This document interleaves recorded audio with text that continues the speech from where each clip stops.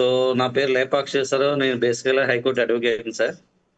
Present విశాఖపట్నంలో ఉంటున్నాను. Proper Srikakulam district Palasa.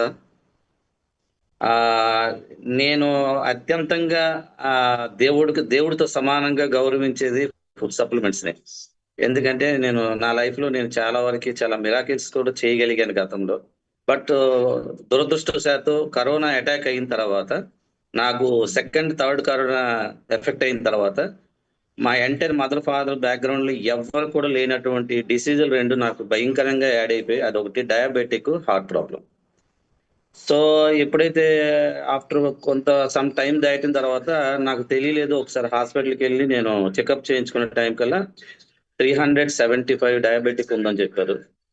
హార్ట్లోని 50% blockage ఉన్నాయి అన్నారు. బట్ నేను దాన్ని పెద్దగా పట్టించుకోలేదు. బట్ అది సివియర్ కండిషన్లోకి వెళ్ళిపోయి, మీరు నమ్మితే నమ్మొచ్చు, లేకపోతే లేదా, అది నేను ఎవరిని ప్రత్యేకించి నమ్మించవలసిన అవసరం లేదు. నా పర్సనల్ ఎక్స్పీరియన్స్ 99 అబోవ్ నా ఒక వాల్ బ్లాకేజ్ ఒకటి. రెండోది ఏంటంటే 86 అండ్ సెకండ్ వాల్, ఇంకా థర్డ్ వాల్ 72 76 ఐడియా లేదు. దాని తర్వాత ఇంకోటి ఏంటంటే ఒక అరౌండ్ 69 4 వాల్స్ భయంకరమైనటువంటి బ్లాకేజ్ వస్తే చాలా సీరియస్ కండిషన్. నిరంతరం ఏడ్చుకుంటూ ఉంటున్నాను, బాధపడుతున్నాను. చిన్న పాప, నాకు ఏం చేయాలో అర్థమైన పరిస్థితిలో రావు సార్ గారు నాకు గురువు గారు. సారు నాకు అక్కడ నుంచి ట్రీట్మెంట్ సారు యొక్క ప్రొఫెషనల్ పరంగా చేసుకుంటూ వచ్చే పరిణామంలో నేను చాలా ప్రయత్నం చేశాను.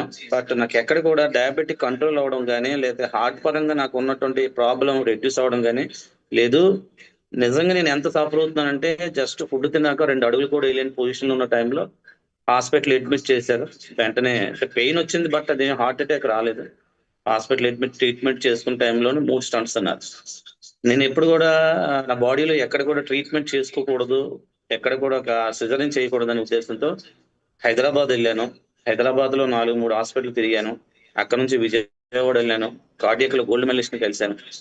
ఎవరు నిజం చెప్తున్నారు, ఎవరు అబద్ధం చెప్తున్నారు నాకు అర్థమైన పరిస్థితిలో ఉండి, క్లారిటీ కావాలి, ఎవరైనా నాకు ఒక ఛాన్స్ ఇస్తారా వితౌట్ ట్రీట్మెంట్ కొంత టైం షూట్ చేసుకోవడానికనే ఆ ప్రయత్నంలోని అనుకోకుండా నేను నాకు సార్ ఇంట్రడ్యూస్ చేయకముందు ఒక 8 months బిఫోర్ నేను క్యూర్ సెల్ విన్నాను అంతే.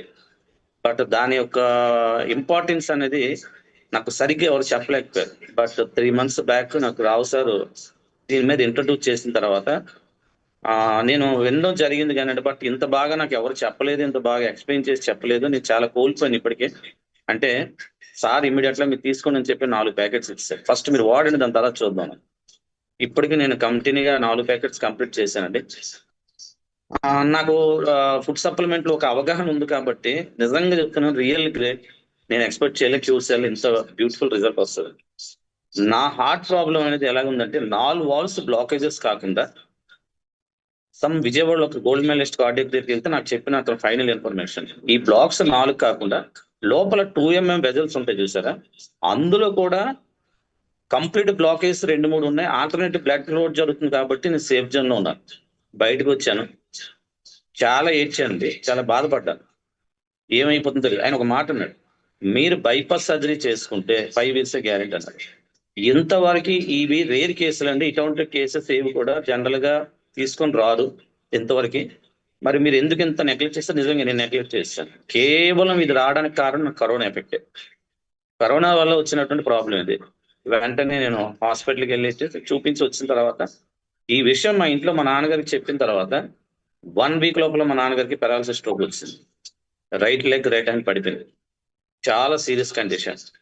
ఏం చేయాలో అర్థం నా వల్ల టెన్షన్ పడి ఫైనల్ గా సార్ ఎప్పుడైతే నాకు ఇంట్రడ్యూస్ చేసి ఈ ప్రోడక్ట్ రీసెంట్ గా నాకు ఇవ్వడం జరిగింది. అంటే గతంలో ఎన్ని ప్రయత్నాలు చేసినా నా బాడీని సేవ్ చేయాలని నాకు నేనే స్టడీ చేసుకుంటూ వెళ్తున్న పరిణామంలో ఈ క్యూర్ సెల్ వాడిన తర్వాత ఆశ్చర్యకరమైన మిరాకిల్ ఏంటంటే, అసలు నాలో డయాబెటిక్ ఇప్పుడు ఉందా లేదు ఇంకా టెస్ట్ కూడా చేయలేదు. సైకలాజికల్ గా నేను ఆ ఫీలింగ్ లోకి వెళ్ళడం లేదు. ఇప్పుడు 3 పూటలు మీరు నమ్ముతారో లేదో ఉదయం చక్కగా టిఫిన్ తినేస్తున్నాను. ఇడ్లీలు, దోశలు ఇవన్నీ డయాబెటిక్ తినకూడదు అంటారు. రెండోది మధ్యాహ్నం చక్కగా భోజనం చేస్తున్నాను. నైట్ కూడా ఒక్కోసారి చపాతీ తింటాను, ఒక్కోసారి ఫుడ్ కూడా కడుపునే తినేస్తాను. ఇప్పుడు ఈ యొక్క సిచ్యువేషన్ లో డయాబెటిక్ కంట్రోల్. ఇప్పుడు హార్ట్ ప్రాబ్లం ఏదైతే నాకు పెయిన్ ఉందని చెప్పాను చూసారా ఎక్కువగా, ఇప్పటికీ నాకు ఇంకా ఉంది పెయిన్. ఆ పెయిన్ ఎంత బాగా